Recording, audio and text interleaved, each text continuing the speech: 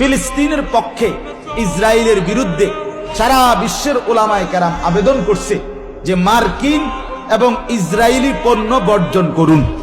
তো হুজুর বলতেছে যে এই কথাটা যে শুধু একজন বক্তা বা 100 জন বক্তা বললে হবে না, বরং 180 কোটি মুসলমানের জবান দিয়া যদি এটা উচ্চারিত হয় যে মার্কিন এবং ইসরায়েলি পণ্য বর্জন করেন, একে যদি অপরকে বলে তো আল্লাহর কসম কাফের বেঈমানদের ঘাড় অনেক আগেই কাত হয়ে যাবে। আজকে আমি আসরের পরে এক হোটেলে চা খাইতে ঢুকছি ক্যান্টনমেন্ট। ওনা বললাম যে চা খাওয়ার আগে আমার একটা ছোট পানির বোতল দেন নরমাল।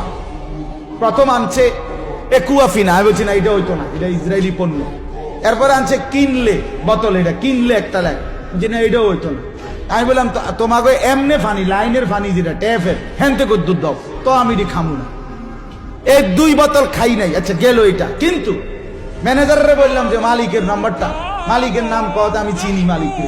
আমি বললাম কত আপনার নাম্বারটা দাও, দিছি নাম্বার, মোবাইল করছি, কথা বলছি, অনুরোধ করছি যে ভাই পানি তো বিক্রি করবেন, তাইলে কমপক্ষে এই 2টা পানি বিক্রি করেন না। আপনি কি বলেন, আমরা আপনার জন্য দোয়া করুন। আলে সে সাথে সাথে বলছে হুজুর আপনি কইছেন, আমি 100 কথাটা মানব। তাহলে এই যে ফিকির, উঠতে বসতে চলতে ফিরতে, এটা বলতে হবে। মুসলমান সবাই মিলে চেষ্টা করতে হবে।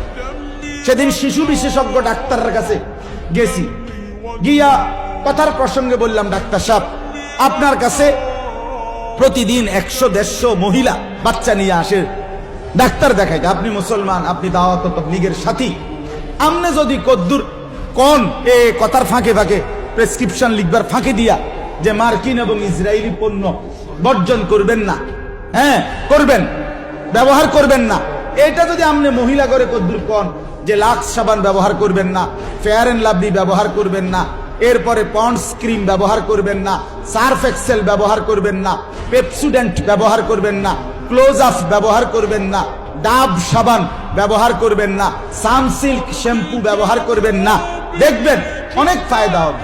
উনি সাথে সাথে আমার বলছে হুজুর আমি এখন প্রয়োজনে কম্পিউটার করে চেম্বারের 4 দিকে লাগাই দেব যে মার্কিন এবং ইসরায়েলি পণ্য বর্জন। তাহলে ফিকির চাই। আমি ওলামায়ে কেরামের কাছেও বলি উম্মতের কলজার মধ্যে কথাইটা বসাইতে হইবে।